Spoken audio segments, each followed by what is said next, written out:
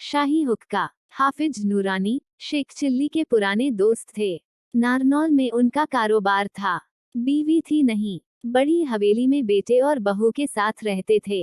बेटे को दूल्हा बने 7 बरस बीत चुके और बहू की गोद न भरी, तो हाफिज साहब को फिक्र हुई कि या खुदा, खानदान का नाम आगे कैसे चलेगा।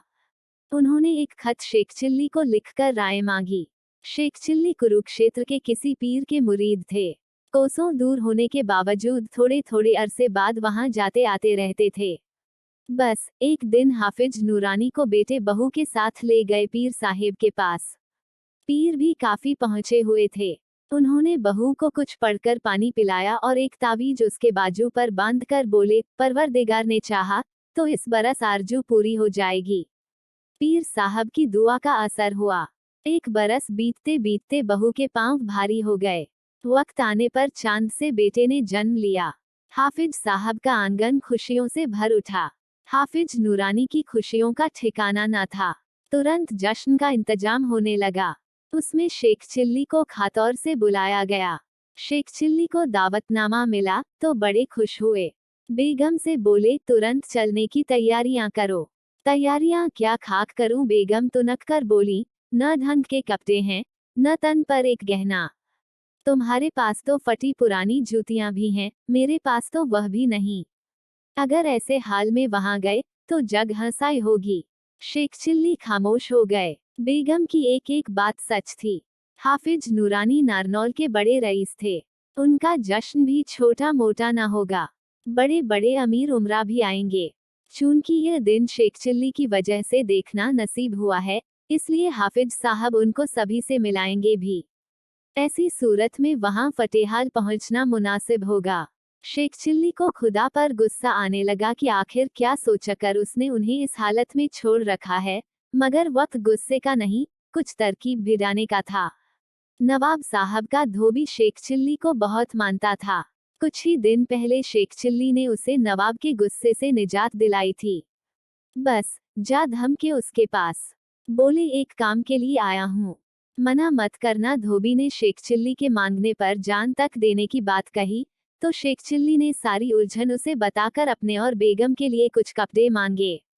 बोले, नारनौल से लौटते ही वापस कर दूंगा। धोबी इस अनोखी मांग से कुछ घबराया तो, मगर वायदा कर चुका था। जी कड़ा करके शेख चिल्ली के मनपसंद कपड़े उसे दे दिए। बोला, ये कपड़े नवाब और उनकी भांजी के हैं, सही सलामत वापस कर देना। शेख चिल्ली उन्हें ले घर लौटे। बेगम ने देखे तो बड़ी खुश हुई। फिर बोली, कपड़े तो मिल गए, मगर जूतियों का क्या करोगे? नारनौल पैदल तो जाएंगे नहीं, सवारी का क्या होगा? शेख चिल्ली पहुंचे मोची के यहाँ। बोले, 2 जोड़ी जूतियां चाहिए, एक मेरे लिए, एक बेगम के लिए। मोची ने तरह तरह की जूतियां दिखाईं। शेख चिल्ली ने सबसे कीमती जूतियां पसंद कर लीं। बोले, इन्हें बेगम को और दिखा लाऊं, तब खरीदूंगा। मोची मान गया। शेख चिल्ली जूतियां ले घर सटक गए। अब सवाल रहा सवारी का। सबसे अच्छी घोड़ा गाड़ी झज्जर के बनी घनश्याम के पास थी। वो उसे किराए पर भी चलाता था। शेख चिल्ली उसके पास पहुंचे। बोले, मुझे नवाब साहब के काम से नारनौल जाना है। नवाब साहब की बग्घी का एक घोड़ा बीमार है, सो अपनी घोड़ा गाड़ी दे दो। किराया नवाब साहब से दिला दूंगा। अच्छा किराया मिलने के लालच में घनश्याम ने बिना हील हुज्जत के अपनी घोड़ा गाड़ी उनके हवाले कर दी और शेख चिल्ली बेगम को ले नारनौल रवाना हो गए।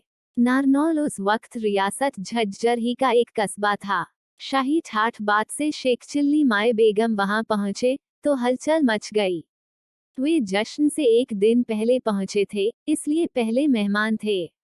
बड़ी आवभगत हुई। पूरे कस्बे में शेख चिल्ली की अमीरी के चर्चे गूंजने लगे। उन्हें हर मौके पर जाफरानी तंबाकू वाला हुक्का पेश किया जाने लगा। शेख चिल्ली यूं हुक्का बहुत पहले छोड़ चुके थे, मगर यहाँ मुफ्त का जो हुक्का मिला तो कश पर कश लगाने लगे, जैसे ठेठ नवाबी खानदान के हों। मगर इन जश्न के मौके पर सारा गुड गोबर हो गया। हाफिज नूरानी के कुछ दोस्त नवाब के घराने से भी जुड़े थे।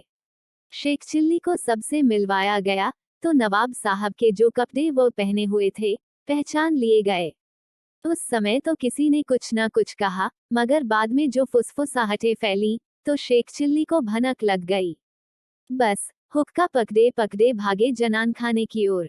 बेगम से बोले, जल्दी करो, यहाँ से तुरंत चल देने में ही भलाई है। कपड़ों की बात फूट गई है। ऐसा ना हो कि नवाब को पता चल जाए और धोबी के साथ साथ हम भी रगड़े जाएं। बस दोनों जश्न के बीच से जो खिसके, तो नारनौल के बाहर आकर ही दम लिया। सत्यानाश जाए उन लोगों का, कीड़े पड़े निगुड़ों की आंखों में। बेगम तुनतुनाकर बोली, कितना मजा आ रहा था, सारी औरतें मुझे सिर आंखों पर बिठाए थीं। तभी उनका ध्यान गया हुक्के पर, जो अभी भी शेख चिल्ली के हाथ में था। बोली, ये हुक्का क्यों उठा लाए? नूरानी भाई ढूंढते फिरेंगे कि हुक्का कहाँ गया, मगर शेख चिल्ली भी ऐसे बने बैठे थे जैसे वो उन लोगों को अभी फाड़ खाएंगे जिन्होंने नवाब के कपड़े पहचाने थे।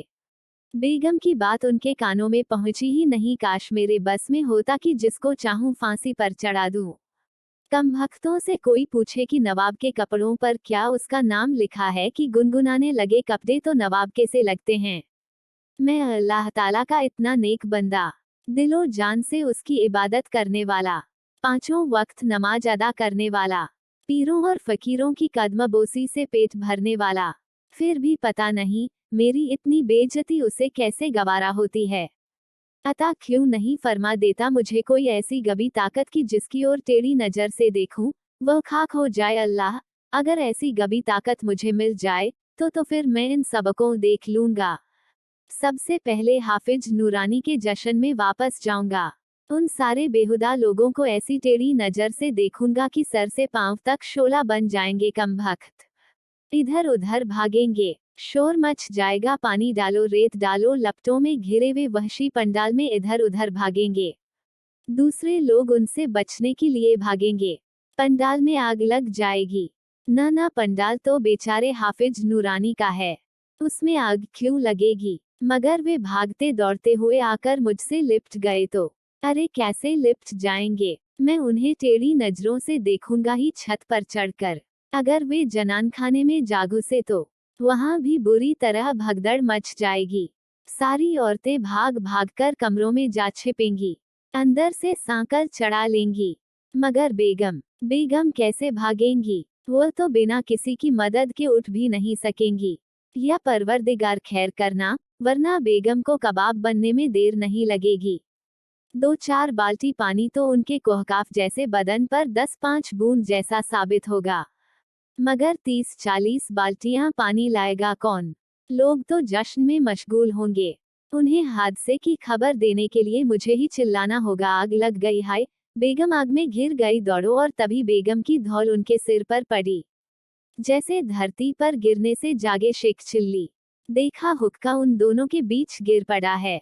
घोड़ा गाड़ी में धुआं भरा है और धोबी से उधार मांगे कपड़ों में चिंगारियां उठ रही हैं। अगर आपको मेरी कहानी पसंद आई हो तो आप मेरा चैनल सब्सक्राइब कर दे। धन्यवाद।